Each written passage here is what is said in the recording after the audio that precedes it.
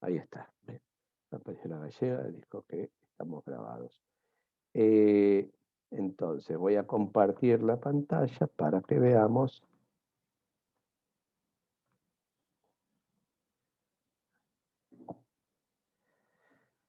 un poco la historia de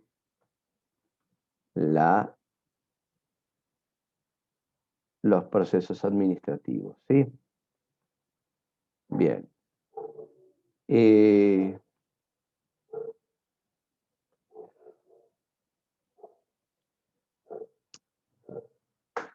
Acá tenemos, o sea, el gran salto de la administración surge allá por el siglo XVIII, cuando comienza la Revolución Industrial, ¿no? Eso hace que haya un cambio significativo en la forma en que se realiza la producción, y ese cambio también genera necesidades de poder administrar los recursos que tienen las organizaciones. O sea, antiguamente las organizaciones eran mucho más pequeñas y por lo tanto eran como mucho más simple poder hacerlo, ¿sí? El concepto de administración en realidad, a ver, no es que antes de la Revolución Industrial o antes del siglo XIX, ¿sí?, que empiezan las teorías administrativas más formales, no existiese administración. Y la administración es algo que, a ver, cuando se construyeron las pirámides, ¿sí?, hace 4.000 y pico de años, o 5.000 años, alguien administró, ¿sí?, durante 20 años, que es el tiempo que se tardó más o menos en construir las pirámides, y 100.000 personas que trabajaran en ese, alguien lo administró, porque se imaginan que semejante cantidad de recursos y de tiempo, si no hubiese habido un proceso y un trabajo de administración, no se hubiese podido lograr lo que se hizo. Y como eso, a lo largo de la historia, ha habido montones de procesos donde claramente se llevó adelante la administración.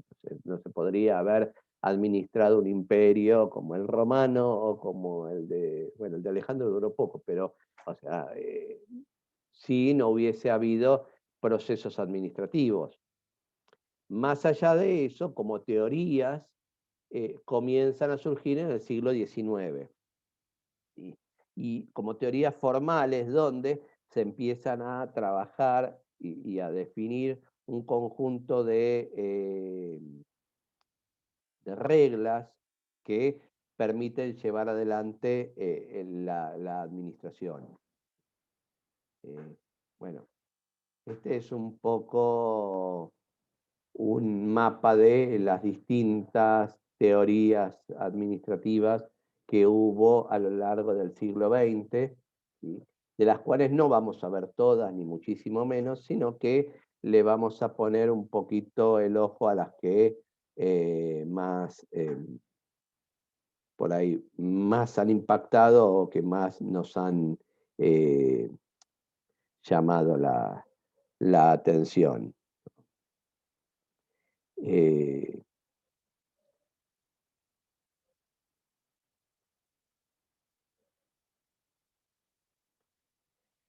¿Cuál es la idea? ¿Se acuerdan que nosotros hemos hablado de administración a lo largo del tiempo? ¿Sí? Y bueno, eh, acá por ahí tenemos tres definiciones distintas que, nada, por ahí nos sirven como para tener claro qué es lo que queremos ver, ¿sí? Eh, la primera dice que la administración es el proceso de planeación, organización, dirección y control de trabajo de los miembros de una organización para usar los recursos disponibles de la organización para alcanzar las metas establecidas. ¿Sí? Eh, si quieren, esto lo pueden de algún modo ir relacionando con lo que hemos ido viendo cuando empezamos a ver los conceptos de organización, los conceptos de los componentes, o sea, cuál es la visión, cuál es la misión, cuáles son los objetivos. Y bueno, la administración de alguna manera tiene como objetivo, digo, como función, ¿sí? Llevar adelante eso, o sea, lograr que con los recursos que se tiene, poder lograr las metas que se plantea la organización. Otra definición de la misma época dice: administrar es el proceso de diseñar y mantener un medio ambiente en el que las personas trabajando en grupo alcancen con eficiencia las metas seleccionadas. ¿Sí? Y por último la de Fayol, que dice que administrar es prever, organizar, mandar, coordinar y controlar. Y fíjense que de algún modo todas estas son cosas de las que hemos estado viendo a lo largo de este cuatrimestre. O sea, ir tratando de ver cómo logramos el fin que nos proponemos. Y acá, por ahí, son distintas formas de plantear lo mismo, pero buscan o sea, hacer a través del proceso administrativo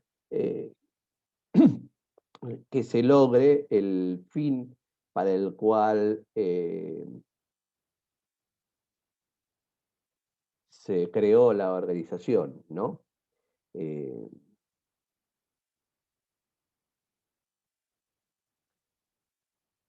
y como vamos a arrancar con las primeras ideas sobre organización, ¿sí? Perdón, sobre administración. Eh, en la, durante la Revolución Industrial, bueno, uno de los libros más importantes que surge es el de la riqueza de las naciones, ¿sí? De Adam Smith, que ahora no me acuerdo la fecha, creo que fue en el 1770 que lo escribió, ¿sí? Y además de hablar de un montón de temas de economía, que de algún modo eh, lo ponen como el primer hito de la macroeconomía de la historia, ¿sí? Adam Smith también tiene algunos enfoques en cuanto a lo que es la administración, ¿no? Y ahí él plantea dos conceptos importantes. Por un lado, o sea, plantea un montón de conceptos importantes. Los que estamos enfocando nosotros por el tema de lo que hace la administración, o sea, él habla de la división y especialización del trabajo, ¿sí? ¿Se acuerdan que nosotros durante toda una clase estuvimos hablando de ese tema? Pero bueno, él es el primero que lo plantea como el modo de maximizar la generación de riqueza dentro de una organización. Y por otro lado habla de la libre competencia como herramienta de regulación de los procesos y de los precios, y por lo tanto, bueno, la optimización de los procesos y cómo eso genera cambios en las organizaciones. No es o sea, esto es como para tener una idea. Después ha habido montones de detractores, montones de defensores y un montón de cosas que pasaron en los últimos ya casi 3 siglos desde que Adam Smith escribió esto. Lo importante y la idea de esta unidad es un poco ver cómo hay muchas cosas que han ido surgiendo. Muchas las vamos a ver y vamos a decir, claro, pero es re obvio eso, que tendría que ser así. Lo que pasa es que es re obvio porque hace 250 años, 150, 100 años que alguien lo planteó y se adoptó eso como una idea y desde ahí eh, vuelve o sea, se vuelve algo natural, eh, pero bueno, alguien en algún momento lo pensó, ¿sí? Y lo planteó. Eh, bien. Luego de Smith, saltamos a otra persona eh, muy interesante que es eh, Babbage, que fue un profesor de matemáticas, pero que tuvo influencia en muchas áreas. Trabajó sobre los procesos administrativos, analizó, descubrió que existen principios de administración que son generales, ¿sí? Que se pueden considerar los mismos para múltiples organizaciones y que por lo tanto, eh, o sea, a partir de la experiencia que uno tiene, estos principios se pueden intercambiar e ir aplicando a otras organizaciones como una forma de generar una teoría administrativa. O sea, fue el primero que, por un lado, planteó eh, que ¿cómo se llama? Que la administración trabajase con temas de investigaciones que se hacían en la universidad, o sea, cómo llevar lo académico, la investigación al proceso administrativo en las organizaciones, y por otro lado habla de que existe una teoría administrativa, algo que se puede considerar como un cuerpo que está más allá de la organización en la que se aplica. O sea, que ese mismo cuerpo se puede eh, pasar a otras organizaciones. ¿Sí? Eh, bueno, por lo tanto, fue uno de los precursores de la teoría de la administración. eh, Trabajó en ver cómo reconciliar los intereses del trabajador y del dueño de la fábrica, y bueno, ahí surge la idea, o sea, del trabajo de Babbage surge la idea de pago de incentivos, de reparto de utilidades, o sea, que las ganancias de la organización se puedan repartir también entre los trabajadores como forma de reconocimiento y de motivación para que esto funcione. ¿Sí? Eh, bueno, también plantea, como Smith, el tema de la división de trabajo como una forma de mejorar la eficiencia.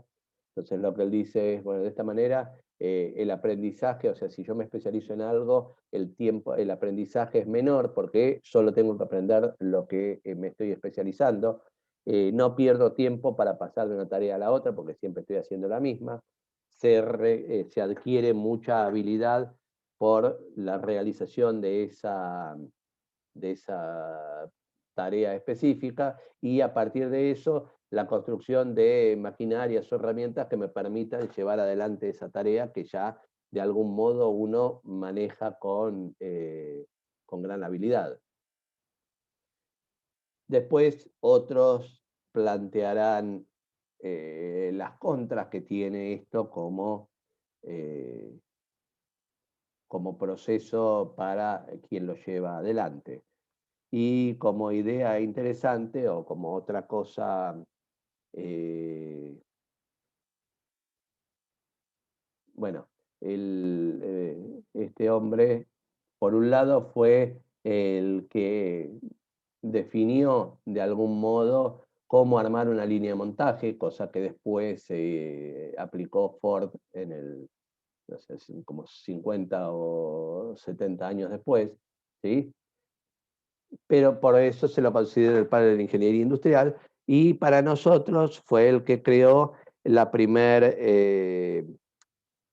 computadora programable. O sea, nunca la terminó de hacer, pero le diseñó los planos, ¿sí? Y construyó buena parte de lo que se llamó la máquina analítica, ¿sí? Por lo cual se lo considera el padre de la computación moderna, ¿sí? El padre de la computación. Y de hecho, en los planos de esta máquina analítica también estaban los planos de la primera impresora, ¿sí? Para poder escribir los resultados de lo que esta máquina calculase, ¿sí? Ahí, bueno, nada, es una historia sumamente interesante la de Babbage, como para poder algún día que tengan tiempo mirarlo. Bueno, luego aparece, o sea, pues no es que no pasó nada en el medio, sino que hubo un montón de cosas, pero siguiente teoría que vamos a mirar, así como teoría importante a principios del siglo XX, es la teoría científica, cuyo mayor exponente es Taylor. Desde los, bueno, hubo mucha gente dentro de esta teoría, eh, y ahí van a ver un poco, o sea, el centro de Taylor estaba en la parte del taller, o sea, donde se construían las cosas, ¿sí? Eh, el, Taylor era ingeniero, ¿sí? Y por eso su énfasis o su mayor análisis estaba en esto. Entonces, lo que él buscaba era cómo lograr el mayor, la mayor productividad en lo que se hacía, ¿sí? Eh, Se la denomina teoría científica porque el énfasis que ponía Taylor en esto era hacer justamente experimentos para ver cuáles eran los resultados del trabajo. Si bien hoy uno podría decir que son experimentos quizás ingenuos, bueno, había un método de trabajo, o sea, un proceso sistemático para poder estudiar esto, y por eso es que surge esta idea de llamar la teoría científica. Entonces, su, su concentración o su foco estaba puesto en cómo lograr evitar la ineficiencia del trabajo humano, cómo evitar que hacer más eficiente el trabajo de las personas que estaban dentro de la organización. ¿Sí? Entonces, eh, pone el foco en, bueno, cómo voy a hacer para poder medir el trabajo de las personas, cómo voy a evaluar ese trabajo, ¿sí? Y de qué manera puedo buscar la forma de optimizarlo, ¿sí? De ganar tiempo. A partir de eso comienza con el concepto de selección, o sea, voy a elegir a las personas de acuerdo a las habilidades que tengan o a las habilidades que se requieren para el trabajo en particular que se está haciendo. ¿Sí? Las voy a entrenar y voy a lograr mejorar el desarrollo que ellos van a tener dentro de esta tarea que tienen que hacer, ¿sí? Eh, bueno, trabajo, eh, y responsabilidad compartidos, o sea, como hablamos antes, o sea, la división de trabajo, por un lado, hace que haya responsabilidad de trabajo compartidos, haya de algún modo un esfuerzo cooperativo, o sea, todos trabajamos en pos de lograr que el producto final sea el esperado. ¿Sí? Ahora, bien, entonces, las recomendaciones que él plantea es, por un lado, la división de trabajo, y a su vez agrega como otra subdivisión en lo que hace al trabajo intelectual y a lo que hace a ejecutores mecánicos. ¿Sí? Entonces, el llevar adelante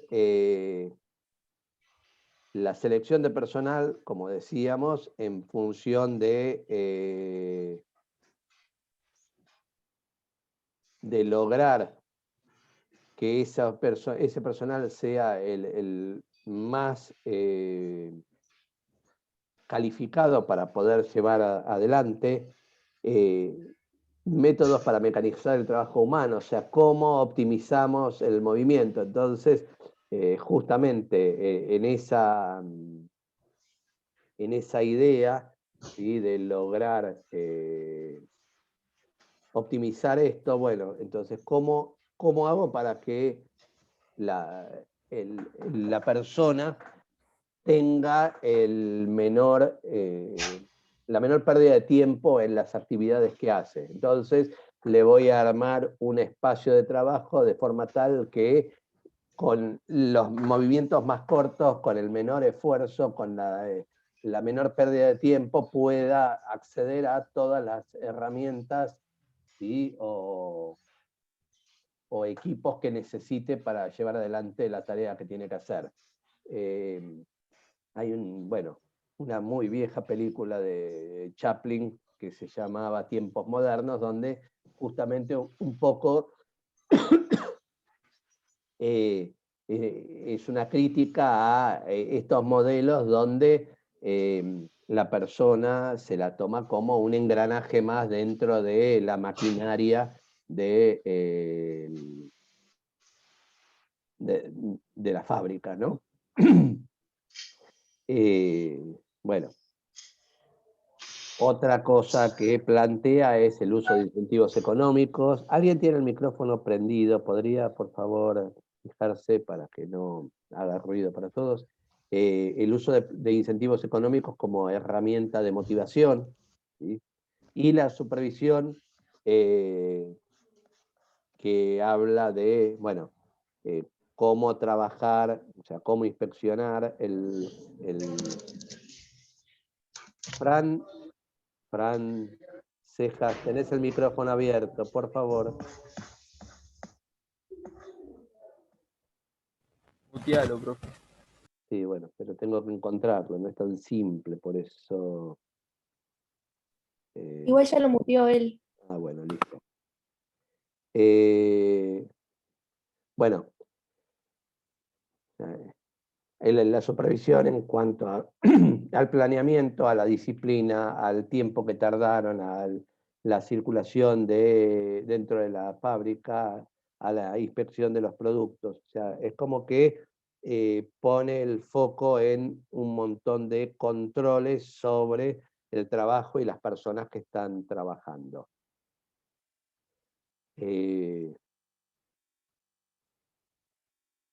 Bien. De alguna manera, la idea de esta administración científica entonces pone el foco en qué es lo que debe hacer cada una de las personas, ¿sí?, exactamente, en qué momento, ¿sí?, y vigilarlos de manera que todo esto se haga de la mejor y más barata manera posible. Bueno. hay una cantidad de problemas que surgen como consecuencia de esta administración científica, ¿no? Que es, bueno, la deshumanización, sos un engranaje más de la maquinaria de la fábrica, hay arbitrariedades, o sea, de alguna manera el que está controlando y eso hace, tiene un tipo de poder que quizás permite este tipo de arbitrariedad. Bueno, no se tienen en cuenta los problemas humanos como puede ser la fatiga, la monotonía, el cansancio, etcétera, ¿sí? Esas son las críticas que se le hace a esta teoría científica, que hoy uno las mira 120 años después y dice, claro, cómo no tienen en cuenta todo esto que se los están planteando. Pero, insisto, no es razonable hacer saltar, o sea, cambiar de un contexto o cambiar en la historia lo que en algún momento fue. O sea, esto fue un gran salto en lo que hace a las ideas de la administración. Del otro lado del Atlántico, ¿sí? En Francia surge otro ingeniero, ¿sí? Que es Henri Fayol, que pone el foco en lo que es el problema de la administración como la administración propia, no orientado a la fábrica como lo hace Taylor, sino orientado más a lo que es la administración, ¿sí? Entonces, de alguna manera sistematiza la práctica de la administración, eh, sostiene que la administración se puede enseñar de algún modo, en algún momento, o sea, como que se hablaba de que o sea, había quienes tenían habilidades administrativas y quienes no. Y acá Fayol y también Babbage lo había planteado por ahí más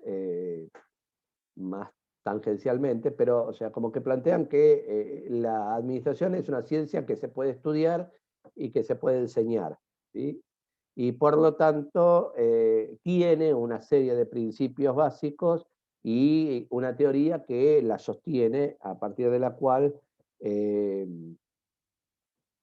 esta funciona.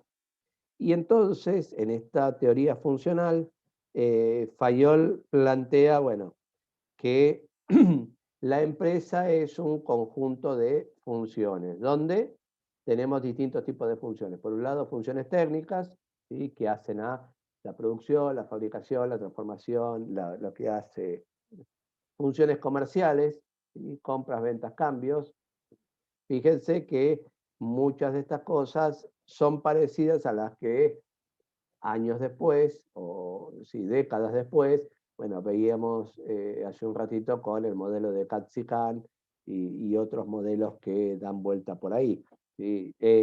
Funciones financieras que tienen como objetivo conseguir y administrar el capital que tiene la organización, eh, funciones de seguridad para proteger a las personas, funciones contables para saber dónde están, o sea, el dinero, cuáles son los balances, cuáles son los inventarios que tenemos, y funciones administrativas para organizar, coordinar y controlar, ¿sí? Lo que está dando vueltas por ahí.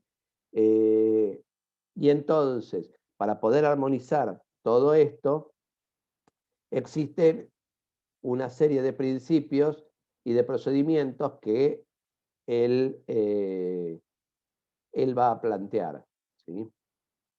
Y ahí surge poco todo lo que hace a la teoría esta funcional y esta primera definición de la administración como ciencia que plantea Fayol. Entonces él dice, bueno, él plantea 14 principios para la administración. Por un lado, el primero que plantea, bueno, es el de la división del trabajo, ¿sí? Que sigue lo mismo que planteó Adam Smith, ¿sí? Que después siguió Babbage, después siguió Taylor. O sea, fíjense que la división del trabajo es algo que se repite en todas las ideas administrativas que ha habido en el tiempo, ¿sí? Entonces, la especialización de las tareas, la autoridad y responsabilidad. O sea, existe un principio de autoridad y responsabilidad. Que dice que de algún modo hay alguien que tiene el derecho de dar órdenes y otro que tiene la responsabilidad de acatar esas órdenes, ¿no? Ese es un principio dentro de la organización. O sea, cuando uno se mete y trabaja dentro de la organización, debe aceptar estos principios de autoridad y responsabilidad. El principio de disciplina, o sea, que una persona tiene que dedicar energía, eh, obedecer las normas, ¿sí? Que están dentro de la organización. La unidad de mando, que es que cada empleado debe recibir órdenes de una sola persona, ¿sí? Para que esto evite problemas de a quién le hago caso, a quién no le hago caso. O sea, la unidad de mando es un principio que debe tener ¿cómo se llama? O sea, que debe ser claro para que no haya dudas en a quién reporto yo, a quién tengo que obedecer yo, quién me va a dar las indicaciones de lo que tengo que hacer. La unidad de dirección. La idea es que cada jefe, o sea, cada grupo de trabajo, tenga un mismo objetivo, o sea, como para lograr de esa manera una cohesión en que todos los que están trabajando en algo vayan a hacer ese, o sea, apunten hacia la misma dirección. Subordinación de los intereses particulares a los generales, o sea, los intereses de la organización deberían estar por encima de los intereses de cada una de las áreas o de las personas. Que la remuneración debe ser satisfactoria y justa, ¿sí? Y posible para que el funcionamiento de la organización. La centralización, ¿sí? Bueno, nosotros después vimos que había otros modelos, pero lo que plantea es que la cúpula jerárquica de la organización, o sea, tiene que estar centralizado y que de algún modo esto sigue la idea de la unidad de mando, o sea, yo tengo que de algún modo terminar la pirámide en una punta, o sea, donde haya una cabeza, ¿sí? Que centralice todo. Una cadena jerárquica, ¿sí? Donde vaya justamente desde el eslabón más alto, o sea, desde la punta de la pirámide hasta la parte más baja de la misma, una cadena que, o sea, de algún modo uno reciba, ¿sí? Las órdenes en esa cadena. ¿Sí? Eh, orden, ¿sí? O sea, un orden aplicado. Cada cosa tiene que tener un lugar, ¿sí? Eh, tiene que tener una importancia, bueno, el orden aplicado a cada una de las cosas. Eh, la equidad como herramienta para poder lograr la lealtad de la gente. O sea, si yo tengo que ser equitativo con la gente que está trabajando. Tiene que ser buscar la estabilidad. O sea, cuanto menor rotación, o sea, cuanto menos gente entra y se va de la organización, mejor. O sea, la permanencia de la gente genera una mayor estabilidad, una mayor confianza, un mayor conocimiento, o sea, todo eso son beneficios que se dan. No lo pongan en el modelo de hoy, porque hoy claramente hay otros factores que hacen que esta estabilidad sea bastante poco común. O sea, hay una rotación muy grande, pero bueno, ese es otro. Pasaron 100 años, ¿sí? Vamos de a poco. Iniciativa, ¿sí? O sea, permitir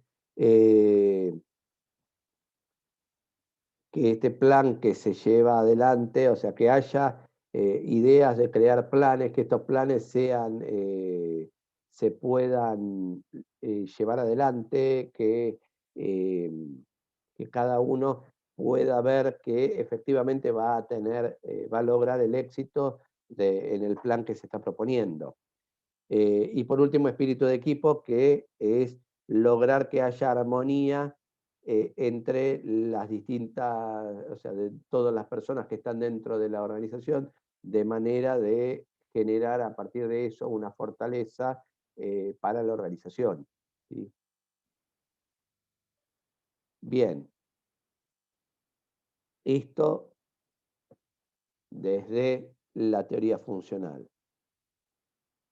Unos años después, también aparece la teoría del comportamiento. Ahí está Maslow. ¿Se acuerdan que ya vimos hace un tiempito algo sobre Maslow? Bueno, hoy vamos a repasar o rever un poco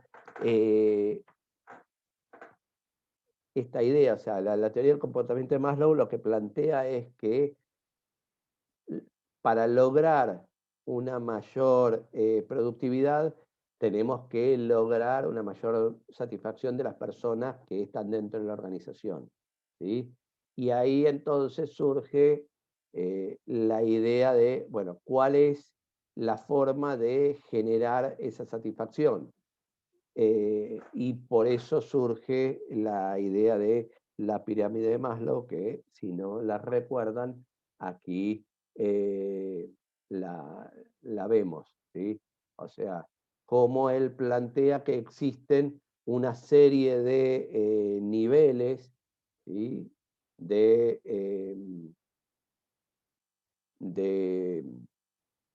necesidades que la persona, a medida que va satisfaciendo unas, comienza a ir pasando hacia las de nivel superior, ¿sí? Entonces, arranca desde las fisiológicas, ¿sí?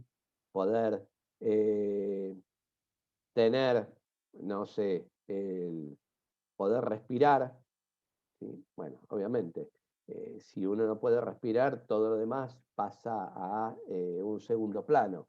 Sí, bueno, la alimentación, descanso, sexo, homeostasis, etcétera. O sea, todo lo que hace a lo fisiológico del hombre. A partir de que esto está medianamente satisfecho, pasa a nivel siguiente, ¿no? Donde empieza a buscar el tema de seguridad, ¿sí? La seguridad física, una casa, o sea, protección, bueno, todas esas son siguiente nivel. Luego pasa, o sea, si tenés resuelto el fisiológico y el de seguridad, y cuando digo resuelto es parcialmente resuelto, ¿sí? Comienzan a ir a niveles superiores. Entonces el de afiliación, la amistad, ¿sí? El afecto, el lograr de algún modo ir, o sea, la unión, o sea, una visión mucho más social, o sea, donde esa persona interactúa con otras personas, ¿sí? Y logra generar un conocimiento de una comunidad. A partir de eso surge el siguiente nivel, que es el del reconocimiento, ¿sí? O sea, esto que hago es importante, o para mí es importante que me reconozcan, ¿sí? Que tener confianza en lo que hago, que haya respeto por mi hacer, ¿sí? Y luego entonces saltó al punto de la autorrealización, ¿sí? Que es de alguna manera toda la parte de la espontaneidad, la creatividad, la resolución de problemas, ¿sí? Etcétera, etcétera, etcétera. Eh, bueno, esta idea de Maslow de algún modo eh, lleva a el replanteo de cómo hago para hacer la motivación o lograr incentivar a la gente para llevar adelante su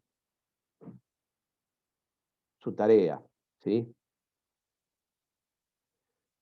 Otra teoría que surge antes que la de Maslow, pero eh, bueno, no sé por qué quedó acá así en este orden, es la teoría burocrática, ¿sí? Cuyo mayor exponente es el alemán Max Weber, el cual de algún modo pone, o sea, la idea es que la mejor forma de organizar es que haya reglas claras y racionales, decisiones impersonales y excelencia técnica de sus empleados y gestores. O sea, él lo que hace es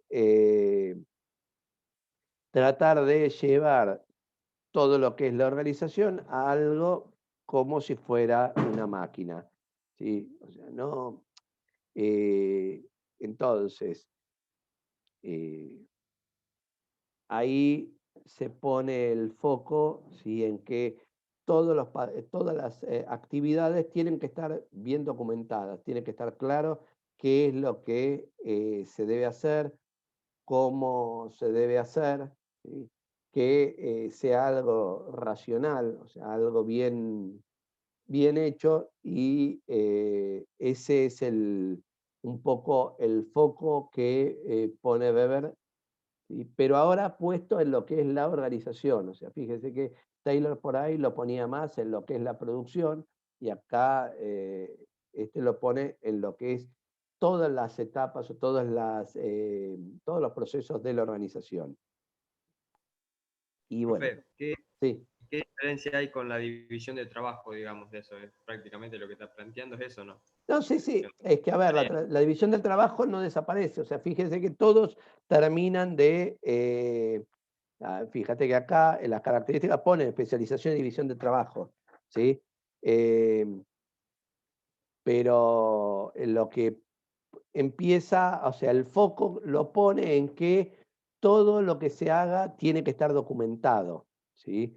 En que, o sea, pone foco, por un lado, en lo que es la autoridad, ¿sí? Y que cada uno de algún modo tiene que respetar y trabajar en esa autoridad, ¿sí? Y los tipos de autoridad que ya vimos, ¿sí? En cuanto a el legal, el carismático, el tradicional, todo lo que vimos desde el principio de autoridad, pero el foco que él pone es en que, por un lado, se tiene que hacer especialización y división de trabajo, ¿sí? Que cada tarea que se lleve a cabo tiene que estar claramente especificada, ¿sí? Y en eso, esa especificación no es solo en el taller, sino en toda la organización. Cada proceso, cada cosa que se tenga que hacer dentro de la organización tiene que estar eh, perfectamente definida. ¿Para qué? Para lograr evitar las discrecionalidades, para que lo mismo se haga siempre de la misma manera. Sí, alguien quiso decir algo. No, no, perfecto, yo Ah, ya te entendí. ¿sí? Entonces, pone foco en, fíjate que justamente la especialización y división del trabajo, las posiciones jerárquicas, o sea, la estructura de la organización, ¿sí? La selección de personas sobre el conocimiento técnico, o sea, pone foco en cómo haces para, o sea, lo importante son las personas que vas a seleccionar, ¿sí? Porque el conocimiento técnico, en principio, estaría en la organización, ¿sí? Eh, o sea, y él, o sea, el personal, perdón, o sea, él pone el foco en el conocimiento técnico, lo dije al revés, ¿sí? O sea, cuál es el conocimiento que vos tenés para poder hacer cada una de las actividades. Entonces, si se necesita, bueno, como les digo, por ahí hoy uno dice, y qué pavada, sí, ¿cómo no lo harías así? Pero bueno, si necesito un tornero, tipo, un trabajo de tornería, voy a buscar un tornero, alguien que ya tenga experiencia, alguien que sepa de lo que se está haciendo, ¿sí? O sea, trabajan sobre la construcción de tipo, ese tipo de personal. Pero por otro lado, definen un conjunto de reglas ¿sí?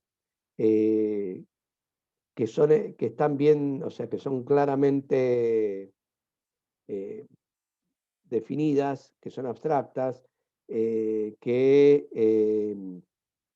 llevan adelante los controles que se tienen que hacer. Eh, y que de alguna manera son justamente reglas impersonales, o sea, son reglas que están asociadas a un determinado puesto, a una determinada actividad, independientemente de la persona.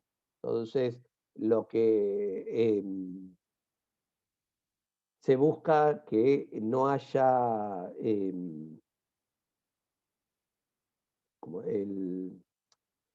que no haya subjetividades, que no haya justamente te acordás que cuando hablábamos de Taylor, uno de los problemas que se planteaban era que había discrecionalidad o que podía haber una idea, o sea, que podía haber unas inequidades.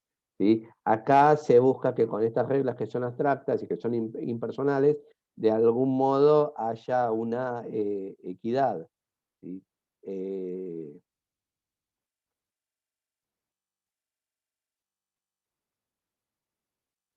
Bueno, fundamentalmente pone foco en esto.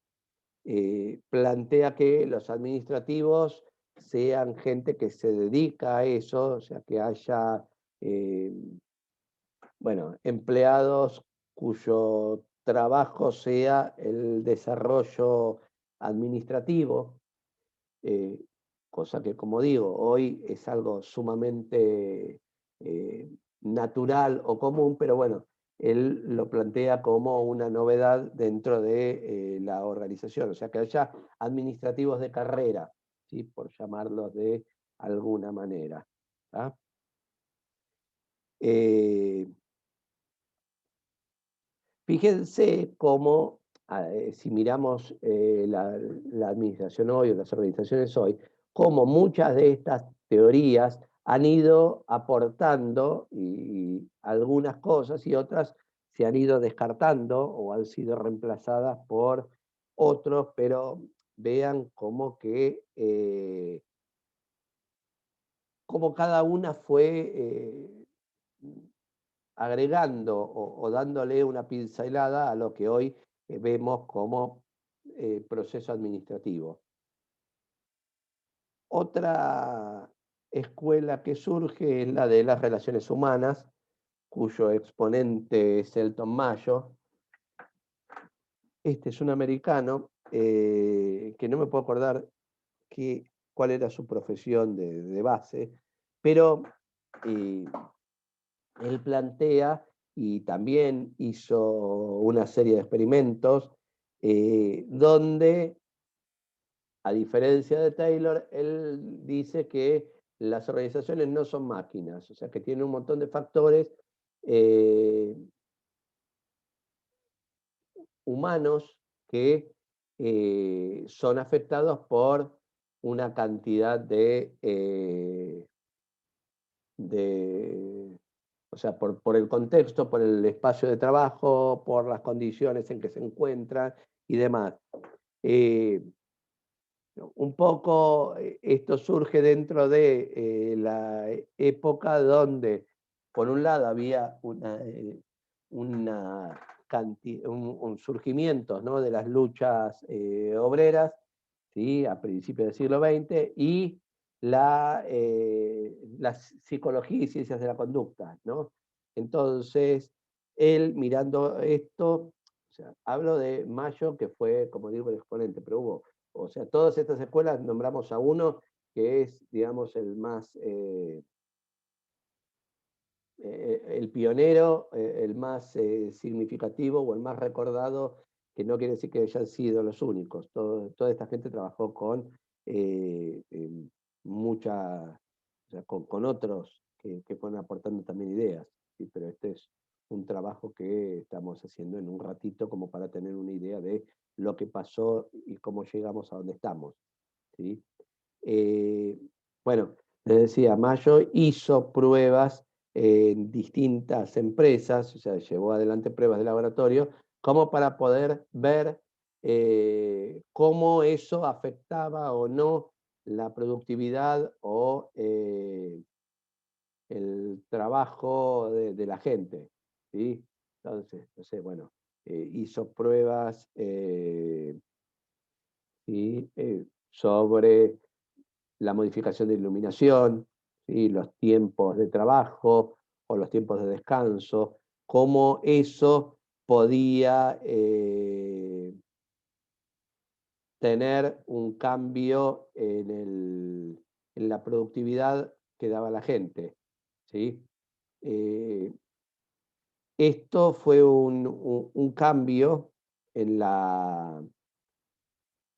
en el modo de ver, ¿sí? la, la idea del funcionamiento de las organizaciones. En realidad, tendríamos que ver a Maslow después de este, ¿sí? Porque después lo voy a cambiar de lugar. Porque en realidad, eh, a partir de lo que se vio con los trabajos de la teoría de las relaciones humanas, de algún modo surge la idea de, bueno, cómo vamos a manejar o cómo vamos a lograr que las personas puedan trabajar de mejor manera, ¿sí? Y un poco empiezan a surgir, bueno, la idea de el sentido de pertenencia, la moral de los empleados, el lograr que cada uno quiera el trabajo, cómo hago para que todo esto mejore la productividad. Un poco algunos de estos, o sea, justamente estas pruebas demostraron, ¿sí? Que hay algunos factores, ¿sí? O sea, que estos factores de la pertenencia, de la moral, del comportamiento, afectaban mucho más la productividad, por ejemplo, que los cambios en los periodos de descanso. O sea, justamente eh, lo que se pudo demostrar con estas teorías de Mayo es que hay factores, eh, digamos, internos o personales, ¿sí? Que afectan mucho más a la productividad que factores directos. O sea, mayores periodos de descanso o reducir la jornada laboral no mejora de tal manera la productividad como, por ejemplo, un grupo que está bien cohesionado, un grupo que se siente bien, o sea, un grupo que se siente partícipe de la organización, o sea, que es parte de esa organización, no que es o sea, que es parte como persona, no como engranaje, ¿sí? Eh, y entonces, como recomendaciones de esto, salen que, bueno, el tema de la comunicación, el liderazgo participativo, ¿se acuerdan cuando hablábamos de esto? O sea, que de algún modo todos sean partícipes de eh, cómo se lleva adelante. Acá fíjense que la selección de personas ya no apunta al conocimiento técnico, sino a la personalidad de la persona. O sea, como lo que estamos buscando es que el equipo tenga una buena cohesión y que haya un ambiente de trabajo donde la gente se pueda sentir cómoda, bueno, temas de personalidad son más importantes que cuestiones técnicas que de algún modo pueden ser, pueden ser explicadas o enseñadas.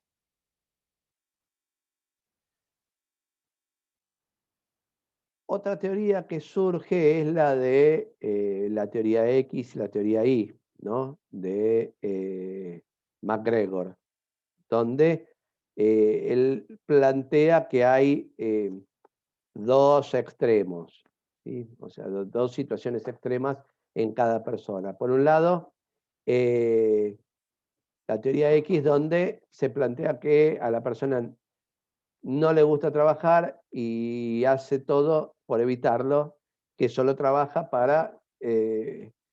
porque necesita el dinero para poder hacerlo y justamente funciona por las amenazas del castigo que pueda tener. O sea, siguiendo esta idea, o sea, hace todo por evitarlo y cuando no lo evita es porque no le queda más remedio. ¿Sí? O sea, que es una persona que no tiene iniciativa, que prefiere ser dirigida y que es irresponsable, ¿no? Estos son planteos como para poder analizar. Y luego él plantea la segunda, que sería la teoría I, donde es justamente todo lo contrario, donde dice que la persona tiene iniciativa y es responsable, que busca, o sea, quiere y ayuda para alcanzar los objetivos, ¿sí? Que se puede controlar y dirigir por si acepta el objetivo que se le plantea, o sea, donde en definitiva lo que está diciendo es que si yo tengo eh,